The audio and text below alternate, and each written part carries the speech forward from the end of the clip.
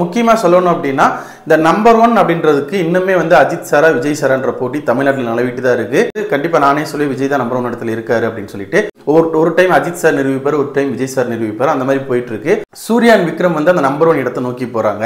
Ajith sir தான் number 1. ஆனா அந்த நம்பர் 1 இடத்தை அவர் தக்க வைக்கணும் அப்படின்னா அதற்கான கதைக்களம் தேர்ந்தெடுக்கணும். ஹாய் ஃப்ரெண்ட்ஸ், எல்லாருக்கும் மிகப்பெரிய வணக்கம். இன்னைக்கு நம்ம சேனல்ல ரொம்ப ஒரு சுவாரஸ்யமான விஷயத்தை பத்தி தான் பேச போறோம். டைட்டில் பார்த்துருப்பீங்க எல்லாருமே வந்துட்டு சூர்யா அண்ட் விக்ரம் நம்பர் 1 இடத்தை நோக்கி பயணிச்சுட்டு இருக்காங்க அப்படின்ற மாதிரி போட்டிருப்போம்.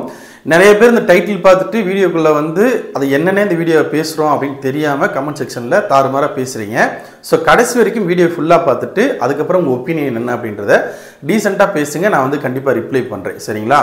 இப்போ சமகால நடிகர்கள் அப்படின்னா இன்னைக்கு நிலைமைக்கு 4 பேர் கண்டிப்பாக சொல்லலாம். அஜித், விஜய், சூர்யா, விக்ரம் 4 பேரும் வந்து ஒரே டைம் பீரியடில் வந்தவங்க அப்படின்னு சொல்லலாம். அப்போ நம்பர் 1 இடம்னா அதுக்கு முன்னாடி ரஜினி இருக்காரு, கமல் இருக்காரு, அவங்கெல்லாம் நீ விட்டுட்டியே அப்படின்னு கேட்கக்கூடாது. எப்படி எம்ஜிஆர் சிவாஜி இருக்காங்களோ அதே மாதிரி தான் ரஜினி சாரும் கமல் சாரும் அவங்களோட பீரியட் வந்து முடிஞ்சது. அதுக்கப்புறம் சமகாலத்தில் இன்னைக்கு டைம் பீரியடில் கரெக்டாக வந்து அந்த டைமில் வந்து உள்ளே வந்து இன்னைக்கு வரைக்கும் அந்த சினிமா இண்டஸ்ட்ரிக்குள்ளே சர்வே பண்ணிட்டு இருக்க ஒரு 4 ஹீரோக்களை பற்றி தான் பேச போகிறோம். முக்கியமாக சொல்லணும் அப்படின்னா இந்த நம்பர் 1 அப்படின்றதுக்கு இன்னுமே வந்து அஜித் சாரா விஜய் சாரான்ற போட்டி தமிழ்நாட்டில் நிலவிட்டு தான் இருக்கு. ஓவரால் பார்க்கும்போது கண்டிப்பாக நானே சொல்லி விஜய் தான் நம்பர் 1 இடத்துல இருக்காரு அப்படின்னு சொல்லிட்டு. பட் தமிழ்நாட்டுக்குள்ள கண்டிப்பாக பார்க்கும்போது அந்த போட்டி வந்து மாறி மாறி ஒரு டைம் அஜித் சார் நிரூபிப்பார், ஒரு டைம் விஜய் சார் நிரூபிப்பார். அந்த மாதிரி போயிட்டு இருக்கு. பட் மற்ற 2 நடிகர்கள் சொல்றோம் இல்லையா, சூர்யா அண்ட் விக்ரம், இவங்க 2 பேரும் வந்து அந்த இடத்த வந்து வர்றது ரொம்ப போராட்டி தான் இருக்காங்க. இடையில வந்து சூர்யா ஒரு time once upon a time அப்படின்னு சொல்லலாம், கொஞ்சம் அந்த இடத்த நோக்கி வந்தார், அப்புறம் அதை வந்து விரிட்டார் அப்படின்னே சொல்லலாம். ஸோ வந்து இன்னைக்கு நிலைமைக்கு நம்ம டைட்டிலில் சொன்ன மாதிரி சூர்யா அண்ட் விக்ரம் வந்து அந்த நம்பர் 1 இடத்தை நோக்கி போறாங்க அப்படின்றத ஏன் சொல்றேன் அப்படின்றத டீட்டெயிலாக பார்த்துடலாம். வாங்க வீடியோக்குள்ள போகலாம்.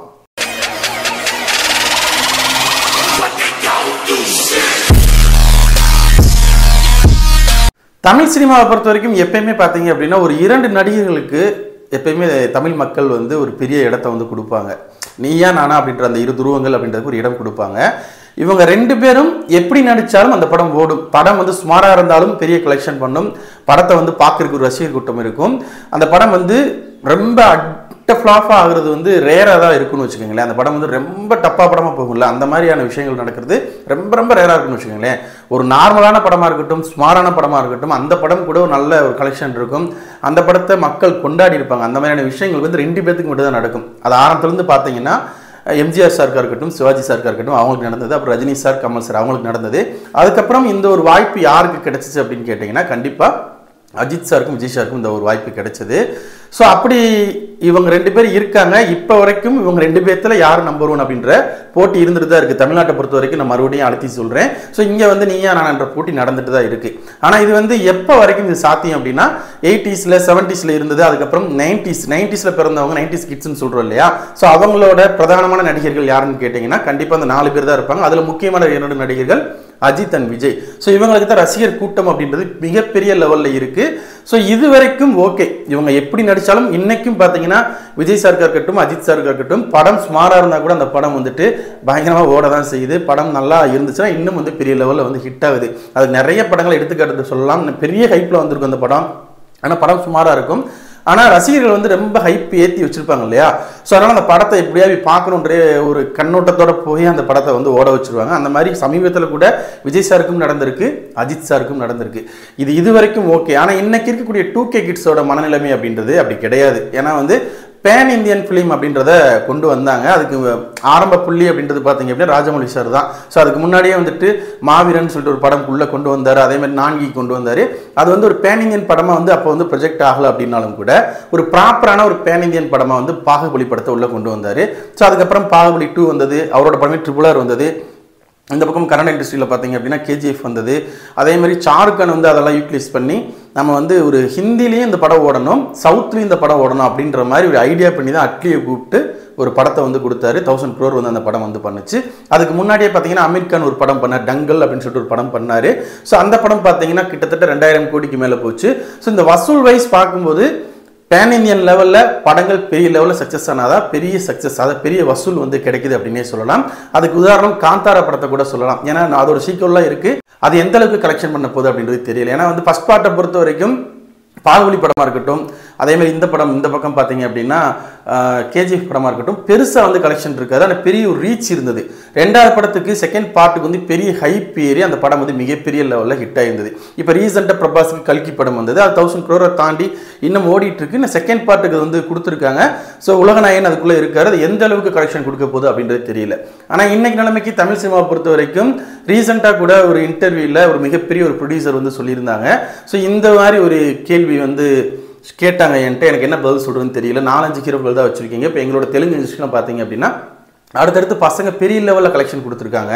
பழைய ஆட்களை தவிர்த்து பார்த்தீங்க அப்படின்னா என்டிஆராக இருக்கட்டும், இவர் ராம் சரணாக இருக்கட்டும், பிரபாஸாக இருக்கட்டும், அவங்க வந்து ஒரு அடுத்த அல்லு அர்ஜுன் இருக்கார் இல்லையா, ஸோ இவங்களாம் வந்து பெரிய லெவலில் வந்து கலெக்ஷன் கொடுத்துருக்காங்க. ஆனால் தமிழ் சினிமாவில் அந்த அளவுக்கு ஒரு பெரிய கலெக்ஷன் வந்து இப்போ வரைக்கும் வரலையே அப்படின்ற ஒரு கேள்வி இருந்துட்டு தான் இருக்குது.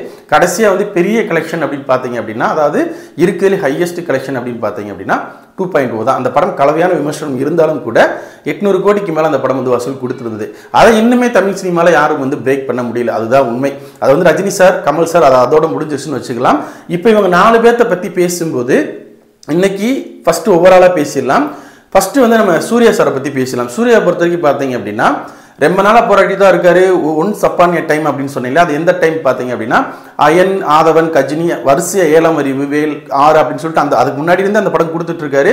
அயன் வந்து பீக்கில் போகுது, அதுக்கப்புறம் நிறைய வரிசையா படங்கள், அதுக்கு முன்னாடி இடையில வாரணம் ஆயிரம் அப்படின்னு சொல்லிட்டு அந்த டைமில் பார்த்தீங்க அப்படின்னா ஒரு கரெக்டான ஒரு ரூட்டில் பிடிச்சு வந்தார். சிங்கம் 2 அப்படிலாம் போனார். கண்டிப்பாக வந்துட்டு இவர் தான் வந்துட்டு அந்த இடத்த பீட் பண்ணி போயிடுவாரோ அப்படின்ற ஒரு கேள்விகள்லாம் வர ஆரம்பிச்சிருச்சு அப்படின்னே சொல்லலாம்.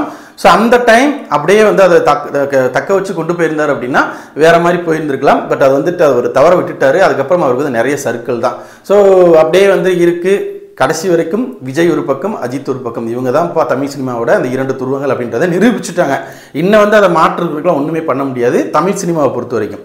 ஆனால் இன்னைக்கு என்ன நிலைமை இருக்குது, பேன் இந்தியன் ஃபிலிம் தான் வந்து, அதாவது பேன் இந்தியன் லெவலில் 5 லாங்குவேஜ் இருக்கா, 5 லாங்குவேஜ்லையும் பெரிய லெவலில் இந்த படம் வந்து பேசப்படும், பெரிய கலெக்ஷன் இருக்கணும். கலெக்ஷன் வைஸ் பார்க்கும்போது அவங்க தான் நம்பர் 1 அப்படின்ற மனப்பான்மைக்கு வந்துட்டாங்க. அதே மாதிரி இன்னைக்கு இருக்கக்கூடிய 2K கிட்ஸாக இருக்கட்டும், நிறைய பேரோட மனநிலைமை மாறிடுச்சு. படம் வந்து பிடிச்சிருந்தா, கண்டென்ட் பிடிச்சிருந்தா, அது யாரோட படமாக இருந்தாலும் பெரிய லெவலில் வந்து கொண்டாடுவாங்க, பெரிய கலெக்ஷன் ஆகுன்றதுக்கு இப்போ நான் சொன்ன படங்கள்லாம் உதாரணம் தான். ஸோ அப்படிப்பட்ட படங்கள் இந்த 4 ஹீரோக்கள் பண்ணுறாங்களான்னு கேட்டிங்கன்னா கண்டிப்பாக சூர்யா வந்து அப்படி ஒரு படத்தை வந்து பண்ணியிருக்காரு. சிறுத்தை சிவா டைரக்ஷனில் கங்குவா அப்படின்னு சொல்லி ஒரு படம். இப்போ இன்னைக்கு கூட வந்து ஃபயர் சாங் ரிலீஸ் பண்ணியிருந்தாங்க. சாங் வந்து கலவையான விமர்சனங்கள் தான் வந்திருக்கு. ஒரு பக்கம் அம்மன் பாட்டு மாதிரி இருக்குன்றாங்க, இன்னொரு பக்கம் இல்லை இது நல்லா தான் இருக்குது அப்படின்றாங்க. என்னை பொறுத்த வரைக்கும் அந்த பாட்டு எனக்கு பிடிச்சிருந்தது, நல்லா தான் இருந்தது.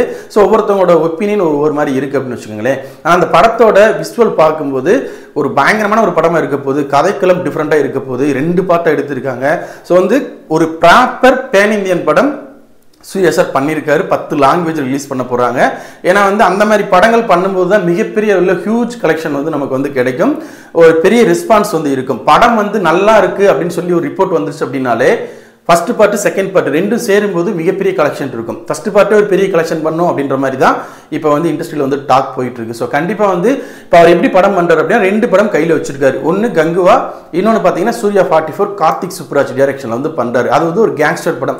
இன்னைக்கு வந்து அது ட்ரெண்டிங் ஆயிடுச்சு. ஒன்று பண்ணால் கேங்ஸ்டர் படம் பண்ணுறாங்க, அப்படி இல்லைன்னா பீரியாடிக் படம் பண்ணுறாங்க, அப்படி இல்லைன்னா ஹிஸ்டாரிக்கல் மூவி பண்ணுறாங்க. இதைத்தான் வந்து கையில் எடுத்து பண்ணுறாங்க. ஹாலிவுட் ஸ்டைலில் மேக்கிங் பண்ணுறது இன்னொரு பக்கம் இருக்குது. அது வந்து ஒர்க் அவுட் ஆச்சு அப்படின்னா பெரிய லெவலில் போகும். ஸோ அப்படிப்பட்ட படங்களை அஜித் சாரும் விஜய் சாரும் பண்றாங்க. அதை நம்ம அடுத்து பேசுவோம். ஸோ இங்க பாத்தீங்க அப்படின்னா தமிழ்நாட்டு லெவலில் இது வரைக்கும் அவருக்கு தியேட்டரில் படமே வரல. சூர்யா சாரை பொறுத்த வரைக்கும் லாஸ்ட்டாக வந்து எதற்கும் துணிந்தவன் சரியா போல, அதுக்கு முன்னாடி சூரியரை போட்டு நல்லா போனாலும், ஜெய்பீம் படம் நல்லா போயிருந்தாலும் தியேட்ரிக்கலாக பார்த்தீங்க அப்படின்னா ஒரு பெரிய ஹிட்டு கண்டிப்பாக தேவைப்படுது. ஸோ கரெக்டான ரூட்டை பிடிச்சி கங்குவா அப்படின்ற ஒரு படத்துக்காக எவ்வளோ நாள் வெயிட் பண்ணி 2 பார்ட்டாக எடுத்து அந்த படத்தை பேன் இந்தியன் லெவலில் ரிலீஸ் பண்ண காத்திருக்காரு. இந்த படம் ஒருவேளை சக்ஸஸ் ஆகி பெரிய லெவலில் ஹிட் ஆயிடுச்சு அப்படின்னா இப்போ ஹையஸ்ட் கலெக்ஷன் பார்க்கும்போது லாஸ்ட்டாக ஜெயிலர் படமாக இருக்கட்டும், லியோ படமாக இருக்கட்டும், அதெல்லாம் பீட் பண்ணுறதுக்கான வாய்ப்புகள் நிறைய இருக்குது. ஸோ நான் என்ன சொல்ல வரேன் அப்படின்னா ஒருவேளை அதெல்லாம் பீட் பண்ணிடுச்சுன்னு வச்சுக்கோங்களேன், இதெல்லாம் நடக்குமா, நீ இப்பயே இதெல்லாம் பேசுகிற அப்படின்னு பேசுறதுக்கு கீழே நிறைய பேர் வரலாம். அந்த கண்டென்ட் அந்த மாதிரி இருக்குது, நீங்கள் நிறைய பேர் பார்த்துருப்பீங்க. ஸோ அந்த டீசர் எல்லாம் பார்த்ததை வச்சு தான் நான் சொல்கிறேன். கண்டிப்பாக வந்து படம் நல்லா இருக்கும் பட்சத்தில் பெரிய லெவலில் கலெக்ஷன் வரக்கான வாய்ப்புகள் இருக்குது. அப்போ கலெக்ஷன் வைஸ் பார்க்கும்போது எல்லாத்தையும் பீட் பண்ணுறதுக்கான வாய்ப்புகள் இருக்குது. ஸோ ஒரு பக்கம் சூர்யா எப்படி இருக்காரு, செகண்ட் வந்து விக்ரம் பார்க்கலாம். விக்ரமை பொறுத்த வரைக்கும் பார்த்தீங்க அப்படின்னா கங்குவா வந்து ஒரு பெரிய இன்டர்நேஷ்னல் கண்டென்ட்டு. ஸோ அதனால தான் அவங்க 10 லாங்குவேஜில் பண்ணுறாங்க. அதை மாதிரி மைண்டில் வச்சுக்கோங்க. ஸோ பிக்கப் ஆயிடுச்சுன்னா எப்படி ஹிட் ஆகும்னே சொல்ல முடியாது. ஸோ அடுத்து விக்ரமை பார்த்துலாம். விக்ரமை பொறுத்த வரைக்கும் பார்த்தீங்கன்னா தங்கலான், இன்னொரு பக்கம் வீர தீர சூரன் சொல்லிட்டு அருண்குமார் டைரக்ஷனில் பண்ணுறாரு. தங்கலான் பாரஜித் பண்ணுறாரு. தங்கலான் படம் உண்மையிலே வந்துட்டு ஒரு இன்டர்நேஷனல் கண்டென்ட் தான். ஏன்னா வந்துட்டு எப்படி கேஜிஎஃப் வந்து அது ஒரு கற்பனை கதையாக இருந்தாலும் அது பெரிய லெவலில் சக்ஸஸ் ஆச்சோ அதை விட இது வந்து சக்ஸஸ் ஆகிறதுக்கான வாய்ப்புகள் நிறைய இருக்கு. ஏன்னா இது வந்துட்டு ஒரு உண்மை சம்பவத்தை பேஸ் பண்ணி எடுத்திருக்காங்க, ரொம்ப ராவாக எடுத்திருக்காங்க. படத்துக்குள்ள நிறைய ஃபேண்டசியான விஷயங்களையும் உள்ள கொண்டு வந்திருக்காரு. படம் வந்து பாரஞ்சித் படமாக மட்டும் இருக்க போறது இல்லை, அது வந்துட்டு ஒரு பக்கா கமர்ஷியல் படமாகவும் பெரிய லெவலில் பேசக்கூடிய ஒரு படமாகவும் மாறுறதுக்கான வாய்ப்புகள் இருக்கு. டீசர் ட்ரெய்லர் பார்த்த எல்லோருக்குமே நமக்கு தெரியும். ஸோ வந்து அந்த படத்து மேலே அவ்வளோ பெரிய ஒரு எக்ஸ்பெக்டேஷன் வந்து கிரியேட் பண்ணியிருக்காங்க. விசுவலாக இருக்கட்டும், மியூசிக்காக இருக்கட்டும், படத்தில் நடிச்சிருக்க அந்த நடிகர்களாக இருக்கட்டும், அதேமாதிரி காஸ்டியூமாக இருக்கட்டும், மேக்கப்பாக இருக்கட்டும், அந்த படம் வந்துட்டு மிரட்டியிருக்காங்க அப்படின்னே சொல்லலாம். ஸோ அந்த படம் எந்த அளவுக்கு கலெக்ஷன் கொடுக்க போகுது, எந்த அளவுக்கு ரீச் ஆக போகுது அப்படின்றது படம் ரிலீஸ் ஆகும் போது தான் தெரியும். ஆனால் பார்க்கும்போது ஒரு நம்பிக்கை கொடுக்குது இல்லையா? ஒரு ப்ராப்பர் பேன் இந்தியன் படமாக தான் அந்த படமும் இருக்கு. ஸோ வந்து பெரிய லெவலில் எல்லா கண்ட்ரிலையும் எல்லா நம்ம இந்தியாவை பொறுத்தவரை எல்லா ஸ்டேட்லையுமே பெரிய லெவலில் வந்துட்டு, அதாவது முக்கியமாக இந்த 5 மொழிகளில் பெரிய லெவலில் சக்ஸஸ்ஃபுல்லான வாய்ப்புகள் இருக்கு. இன்னொரு பக்கம் பார்த்தீங்க அப்படின்னா தமிழ் ஆடியன்ஸ்க்காக ஒரு கமர்ஷியல் படமும் பண்றாங்க. அவர் எப்படி வந்து சூர்யா 44 வந்து ஒரு கேங்ஸ்டர் படம் அப்படின்றனால பெரிய லெவலில் படம் வந்து எல்லாருக்குமே ரீச் ஆயிடுச்சு அப்படின்னா அதுவும் ஒரு பேன் இந்தியன் ஃபிலிமாக மாறுறதுக்கான வாய்ப்புகள் நிறைய இருக்கு. அது எந்த மாதிரி எடுக்கிறாங்க அப்படின்றத பொறுத்து தான். ஸோ ப்ராப்பராக வந்துட்டு 5 லாங்குவேஜில் ஒரே டைம் ரிலீஸ் பண்ணணும், ரிலீஸ் பண்ணாதான் அது பேன் இந்தியன் படம் ஹிட் ஆயிடுச்சு அப்படின்றக்காக அதுக்கப்புறம் வந்து பண்ணுறாங்கன்னா அதை வந்து நம்ம கணக்கில் எடுத்துக்க மாட்டோம். ஸோ அது எந்த மாதிரி பண்ணுறாங்க அப்படின்றத பார்ப்போம். ஆனால் வந்து அவங்களோட இதெல்லாம் பார்க்கும்போது அதுவும் ஒரு பேன் இந்தியன் படமாக தான் எடுக்க போகிறாங்க அப்படின்ற மாதிரி தான் தெரியுது. ஸோ கண்டிப்பாக வந்து இந்த பக்கம் தமிழ் ஆடியன்ஸ்க்காக ஒரு கமர்ஷியல் எலமெண்ட் இருக்கக்கூடிய ஒரு படமும் பண்ணுறாங்க. அதே மாதிரி ஒரு நேஷனல் கண்டென்ட், ஒரு இன்டர்நேஷனல் கண்டென்ட் லெவலில் ஒரு பேன் இந்தியன் படமாகவும் 2 பேரும் படம் பண்ணுறாங்க. ஸோ அதனால தான் இவங்க நம்பர் 1 இடத்தை நோக்கி போகிறாங்களோ அப்படின்ற ஒரு விஷயத்தை நான் பேசினேனே தவிர வேற எந்த ரீசனும் கிடையாது. இப்போ இவங்க முடிஞ்சுச்சா? ஸோ அப்போ இவங்க பண்ணலையா, அஜித் சாரும் விஜய் சாரும் பண்ணலையா அப்படின்ற ஒரு கேள்வி வரும். இப்போ அஜித் சார் எடுத்துப்போம். அஜித் சாரை பொறுத்த வரைக்கும் 2 படம் பண்றாரு. ஒன்று பார்த்தீங்கன்னா விடாமுயற்சி, இப்போதான் வந்து ஷூட்டிங் முடிஞ்சிருக்கு. நம்ம லாஸ்ட்டாக பேசின வீடியோவில் இன்னும் ஒரு சில பேட்ச் ஒர்க்லாம் இருக்குது. ஒரு 10 நாள் வரைக்கும் ஷூட்டிங் இருக்கும் மேக்ஸிமம். அது வந்து ஹைதராபாத்தில் எடுக்கிறாங்க. ஸோ அதை பற்றி நம்ம பேசாமல் விட்டுட்டோம். அது இருக்குன்னு சொல்கிறீங்க. ஸோ ஆல்மோஸ்ட் வந்து அஜித் சாரோட போர்ஷன் எல்லாமே முடிஞ்சது. அவருக்கு வந்து போர்ஷன் வந்து அங்கே இருக்குன்றது ஒரு பெரிய கேள்விக்கு தாங்க. ஃபைட் சீன் இருக்க மாதிரி சொன்னாங்க, இப்போ பேட்ச் ஒர்க்குன்றாங்க. போனால் தான் தெரியும். எப்படி வச்சு பார்த்தாலும் அவருக்கு அங்கே ஷூட் இருந்தாலும் இல்லைனாலும் அங்கே 10 நாள் ஷூட் இருக்கும், அதோட முடியுது. 10 நாள் பெரிய விஷயம் இல்லை, 100 நாள் இருக்குது படத்துக்கு. ஸோ கண்டிப்பாக அந்த படம் தீபாவளிக்கு வரும், அதில் எந்த வித மாற்று கருத்தும் கிடையாது. ஸோ வந்து இப்போ விடாமுயற்சி படம் பார்த்தீங்க அப்படின்னா இந்த கண்டென்ட்ல தமிழ்ல பெருசா கண்டென்ட் வந்திருக்கான்னு கேட்டீங்கன்னா இல்ல. இது வந்து ஒரு ரோட்ல நடக்கக்கூடிய விஷயம், ஒரு ரோட் மூவின்னு சொல்லுவாங்க. அதாவது வந்துட்டு ஒரு டிராவல்லே நடக்கக்கூடிய ஒரு கதைக்களம் அப்படின்னு சொல்லுவாங்க. ஸோ அந்த மாதிரியான ஒரு கதைக்களத்தை கையில் எடுத்திருக்காரு. ஸோ கண்டிப்பா வந்து மேக்கிங் வைஸ் இந்த படம் வந்து ஹாலிவுட் ஸ்டைல்ல இருக்கும் அப்படின்றது நம்ம போஸ்டர்ஸ் பார்க்கும்போதே தெரியுது. ஆனா மகிழ் திருமேனி வந்து அதை கண்டிப்பாக வந்து ஒரு பேன் இந்தியன் லெவல் கொண்டு போகிற அளவுக்கு எடுத்துட்டு போகிறா அப்படின்றது படம் ரிலீஸ் ஆனால் மட்டும் தான் நம்ம சொல்ல முடியும். இப்போதைக்கு இது வந்து எப்படினாலும் அந்த படத்தை வந்து தெலுங்குலையும் கன்னடத்துலையும் ரிலீஸ் பண்ண தான் போகிறாங்க. ஒருவேளை மலையாளம் ஹிந்தி கூட கொண்டு போகலாம். அது வந்து படம் நம்ம ரிலீஸ் ஆக போகுது அப்படின்னு சொல்லும்போது தான் நமக்கு தெரியும் எந்த அளவுக்கு அதை வந்து ஒர்க் பண்ணி வச்சிருக்காங்க அப்படின்றது. எனக்கு தெரிஞ்சு அதை வந்து தமிழ் ஆடியன்ஸ் வந்து பெருசாக கொண்டாடுற மாதிரி தான் இருக்குமே தவிர ஓவரால் வந்து அதை வந்து ஒரு பேன் இந்தியன் படமாக கொண்டாடுவாங்கன்னு கேட்டால் அங்கே ஒரு கேள்விக்குறி இருக்குது. அது படம் வந்த பிறகு நம்ம வந்து பேசிக்கலாம். அதுக்கு அடுத்த படம் பார்த்தீங்க அப்படின்னா குட் பேட் அக்லி. ஸோ இந்த படத்தை பொறுத்த வரைக்கும் ஸ்டார்டிங்ல ஒரு மிகப்பெரிய பிளானோட தான் வந்து மைத்ரி மூவி மேக்கர்ஸ் கிட்ட போயிருக்காங்க. ஸோ இந்த படம் ஒரு ப்ராப்பர் பேன் இந்தியன் படமாக ரிலீஸ் ஆகுது. இந்த படம் ஒரு கேங்ஸ்டர் ப்ளஸ் வந்து இதில் வந்துட்டு காப்பா கூட இருக்கலாம் ஒரு கேரக்டர், இன்னொரு கேரக்டர் அதை விட ஒரு கொடூரமான கேரக்டராக இருக்கலாம். நம்ம ஆல்ரெடி சொன்ன மாதிரி தான் இந்த கேங்ஸ்டர், இந்த காப், இந்த டெவில்னு சொல்லிட்டு ஒரு படம் வந்து கொரியன் மூவி இருக்கு இல்லையா? ஸோ அந்த மாதிரியான ஒரு கதைக்களத்தில் இருக்கு. அந்த 3 கேரக்டரும் அஜித் சார் பண்ணுவார். அதில் ஒரு அஜித் சார் வந்து டெவிலாக இருப்பார், ஒரு அஜித் சார் போலீஸாக இருக்கிற வாய்ப்புகள் இருக்குது, ஒரு அஜித் சார் ஒரு நார்மல் கேங்ஸ்டர் இருக்கக்கூடிய வாய்ப்புகளாக இருக்க போது. ஸோ இவங்க 2 பேரும் சேர்ந்து அந்த டெவில வந்து எப்படி இது பண்ணுறாங்க அப்படின்ற மாதிரி கொண்டு வந்திருக்கலாம். ஒரு பீரியடிக் ஃபிலிமாக இருக்கலாம். அது வந்து இன்னும் வந்து கரெக்டான தகவல் வந்து இல்லை. இது எல்லாமே நம்மளோட அசம்ஷன் தான். ஸோ அந்த மாதிரி இருந்து அந்த படம் மிகப்பெரிய லெவலில் சக்ஸஸ் ஆகுது அப்படின்னா கண்டிப்பாக ஒரு பேன் இந்தியன் ஃபிலிம் லெவலில் போகும். பெரிய ப்ரொடக்ஷன், பெரிய லெவலில் ரிலீஸ் பண்ணுவாங்க, பெரிய எக்ஸ்பெக்டேஷன் இருக்கு. ஸோ அந்த படம் பெரிய கலெக்ஷன் பண்ணுறதுக்கான வாய்ப்புகள் இருக்கு. ஆனால் வந்து படம் எந்த மாதிரி கண்டென்ட்ன்ற பொறுத்து தான். இப்போ கங்குவாவை நம்ம வந்து அடிச்சு சொல்லிடுறோம் இது வந்து ஒரு இன்டர்நேஷனல் கண்டென்ட்டுங்கன்னு சொல்கிறோம். அதே மாதிரி தங்கலான் படத்தை சொல்கிறோம். ஆனால் வந்து நம்ம வந்து குட் பேட் அக்லியவோ விடாமுயற்சி படத்தையோ அப்படி வந்து நம்ம சொல்ல முடியாது. குட் பேட் அக்லி மேலே எனக்கு இருக்க நம்பிக்கை என்ன அப்படின்னா அந்த டைட்டில் முக்கியமாக, அந்த ப்ரொடக்ஷன், அதேமாதிரி ஆதித்ய ரவிச்சந்திரனோட முந்தைய படம் மார்க் ஆண்டனி, அந்த மாதிரியான ஒரு கண்டென்ட் தான். ஸோ இதை வந்து ஒரு ப்ராப்பராக பிளான் பண்ணி எடுத்தாருன்னா கொண்டு போகலாம். ஆனால் கதைக்களம் கண்டென்ட் அப்படின்றது தங்கலானையும் கங்குவாயும் வச்சு பார்க்கும்போது அவ்வளோ பெரிய கண்டென்ட்டா அப்படின்றது நம்ம பொறுத்திருந்து தான் பார்க்கணும். ஸோ அதனால தான் வந்து நம்ம சொல்கிறோம். ஸோ அப்போ அடுத்தடுத்து வந்து அஜித் சாராக இருக்கட்டும், விஜய் சாராக இருக்கட்டும், அவங்க அதுக்கேற்ற மாதிரி போகணும். இப்போ விஜய் சாரை விட்டுருவோம், அந்த கேட்டகரியில் வரமாட்டார். அவர் வந்து இந்த டைமில் வந்து என்ன பிளானில் இருக்காருன்னு அடுத்து பேச போகிறோம். அஜித் சார் வந்து அடுத்தடுத்து ஒரு பீரியாடிக் ஃபிலிம் வந்து பண்ணுறதா இருக்கட்டும், ஒரு ஹிஸ்டாரிக்கல் சப்ஜெக்ட் பண்ணுறதா இருக்கட்டும், இல்லை ஒரு இன்டர்நேஷனல் கண்டென்ட் ஏதாவது பிளான் பண்ணி அதுக்கேற்ற மாதிரியான இயக்குநர்களோட ஜாயின் பண்ணி பெரிய பெரிய படங்கள் பண்ணியிருப்பாங்க, ஒரு பேன் இந்தியன் படம் பண்ணியிருப்பாங்க.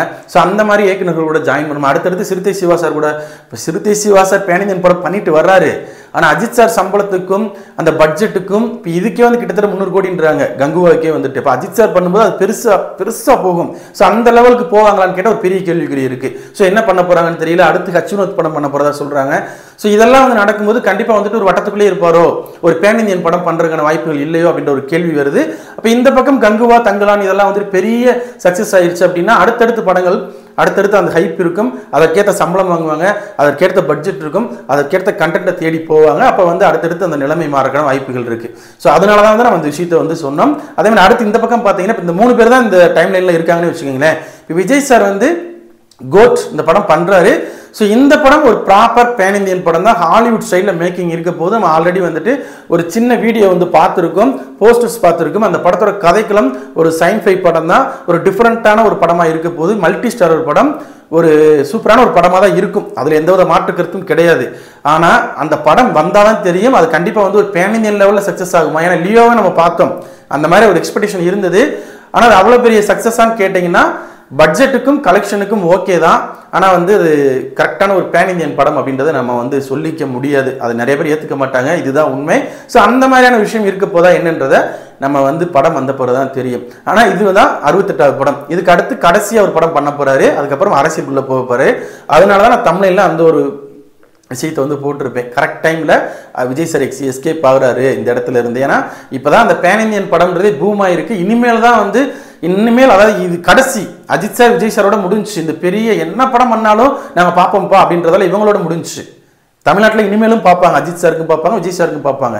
ஆனால் சூர்யா சாருக்கோ விக்ரம் சாருக்கோ அது நடக்குமான்னு கேட்டால் அது வாய்ப்பே இல்லை. அடுத்து சிம்புவாக இருக்கட்டும், தனுஷா இருக்கட்டும், சிவகார்த்தினா இருக்கட்டும், அதுக்கெல்லாம் வாய்ப்பே கிடையாது. அவங்க கரெக்டான கண்டென்ட்டு கரெக்டான படம் கொடுத்தா மட்டும்தான் இன்றைக்கி இருக்கக்கூடிய ஆடியன்ஸ் வந்து கண்டிப்பாக பார்ப்பாங்க. ஸோ அப்படி ஒரு படமாக 69 படம் இருக்குமான்னு கேட்டிங்கன்னா கண்டிப்பாக அதுக்கும் வாய்ப்பு இல்லை. அது ஒரு பொலிட்டிக்கல் படமாக தான் இருக்க போது. ஹச்சுனத் டைரக்ஷன் பண்ண போகிறாரு. ஸோ அந்த படத்தோட முடிக்கிறாரு. அதனால் இந்த போட்டியிலிருந்து அவர் விலகுறாருன்னு வச்சுக்கோங்களேன். அப்போ இந்த 3 பேர் மட்டும் தானே இருக்காங்க. இவங்க 2 பேரும் கரெக்டான ரூட்டை பிடிச்சி போடுறாங்க. ஆனால் அஜித் சார் வந்து அவர் ஒரு வட்டத்தில் இருக்காரு. அதனால வந்து அவர் வந்து அந்த மாதிரியான கண்டென்ட் தேடி போகணும். அஜித் சாருக்கு நெகட்டிவாக பேசலை. நம்ம சேனலை வந்துட்டு ஆரம்பத்துலேருந்து ஃபாலோ பண்ணுற எல்லாருக்குமே தெரியும், நான் வந்துட்டு கரெக்டாக பேசுவேனா தப்பாக பேசுவேனா அப்படின்னு. புதுசாக பார்க்குறவங்க ஃபுல்லாக வீடியோ பார்த்துட்டு கமெண்ட் பண்ணுங்கள், சரிங்களா? ஸோ வந்து என்னை பொறுத்த வரைக்கும் என்ன அப்படின்னா, சூர்யா சாராக இருக்கட்டும், விக்ரம் சாராக இருக்கட்டும், கரெக்டான ஒரு பேன் இந்தியன் படத்தை செலக்ட் பண்ணி போயிருக்காங்க. தமிழ்நாட்டுக்கு ஏற்ற மாதிரி, தமிழ் ஆடியன்ஸுக்கு ஏற்ற மாதிரியும் ஒரு கமர்ஷியல் படமும் கையில் வச்சுருக்காங்க. அடுத்தடுத்து அவங்களோட பிளானும் அந்த மாதிரி தான் இருக்குது. ஆனால் அஜித் சாருக்கு அந்த மாதிரி இருக்கான்னு கேட்டிங்கன்னா அங்கே ஒரு கேள்விக்குறி இருக்குது. குட் பை டாக்லி மேலே மட்டும்தான் ஒரு டவுட் இருக்குது. அது உண்மையிலே அது என்ன மாதிரியான கண்டென்ட் தெரிஞ்சால் மட்டும்தான் நம்ம பேச முடியும். ஸோ அடுத்தடுத்த படங்கள் அவர் அந்த மாதிரி பண்ணால் மட்டும்தான் அவரோட இடத்தை தக்க வைக்க முடியும். இப்போ உங்களுக்கு புரியுற மாதிரி சொல்லணும் அப்படின்னா, இன்னைக்கு நம்பர் 1 வந்து விஜய் சாரா அஜித் சாரா அப்படின்னு ஒரு கேள்வி இருக்கு இல்லையா? இப்போ ஓவரால் பார்க்கும்போது நான் கூட சொன்னேன், இந்தியா லெவலில் விஜய் சார் நம்பர் 1ல இருக்காரு. ஆனால் தமிழ்நாட்டு லெவலில் வந்துட்டு விஜய் சார் தான் நம்பர் 1 சொல்ல முடியாது, அதே இடத்துல அஜித் சார் தான் நம்பர் 1 சொல்ல முடியாது. 2 பேரும் மாற்றி மாற்றி தங்களை நிரூபிச்சுட்டு தான் இருக்காங்க. ஒரே கோட்டில் தான் இருக்காங்க, ஒரு சின்ன டிஃப்ரெண்ட் தான் மாறி மாறி வரும். அதுதான் நடந்துட்டு இருக்கு. இன்னைக்கு விஜய் சார் அந்த இடத்த விட்டு அரசியலுக்குள்ளே போயிடாரு. அப்போ இன்னைக்கு நிலைமைக்கு விஜய் சார் போயிட்டார் அப்படின்னா அஜித் சார் தான் நம்பர் 1. ஆனால் அந்த நம்பர் 1 இடத்த அவர் தக்க வைக்கணும் அப்படின்னா அதற்கான கதைக்களம் தேர்ந்தெடுக்கணும். இப்போ சூர்யா சார் எப்படி ஒரு கங்குவா மாதிரி ஒரு படமும், விக்ரம் சார் தங்கலான் மாதிரி ஒரு படம் பண்ணுறாங்க, அடுத்தடுத்து அதை நோக்கி போகிறாங்க அப்படின்னா அஜித் சாரும் அதை நோக்கி போனால் மட்டும் தக்க வைக்க முடியும். இல்லை அப்படின்னா கலெக்ஷன் வைஸ் வந்து சூர்யா சாரும் விக்ரம் சாரும் ஒரு 10 கோடி எக்ஸஸாக பண்ணிட்டாங்க கூட நம்ம மக்கள் வந்து என்ன பண்ணுவாங்க, இன்னைக்கு அவங்க தான் நம்பர் 1 அப்படின்னு சொல்லிடுவாங்க இல்லையா? ஸோ அதுக்காக தான் இந்த வீடியோ. நான் பேசின இந்த விஷயம் வந்து உங்களுக்கு ஓகே அப்படின்னா கமெண்ட் செக்ஷனில் கமெண்ட் பண்ணுங்கள். இல்லை அப்படின்னாலும் உங்களோட ஒப்பீனியனை சொல்லுங்கள், நான் கண்டிப்பாக வந்து ரிப்ளை பண்ணுறேன். நம்ம சேனலில் போகிற வீடியோஸ் பிடிச்சிருந்தா லைக் பண்ணுங்கள், கமெண்ட் பண்ணுங்கள், ஷேர் பண்ணுங்கள். அப்படியே நம்ம சேனலில் கொஞ்சம் சப்ஸ்கிரைப் பண்ணி சப்போர்ட் பண்ணுங்கள். அப்புறம் அடுத்தடுத்த வீடியோஸ் போகிறதுக்கு மோட்டிவேஷனாக இருக்கும். Thank you friends.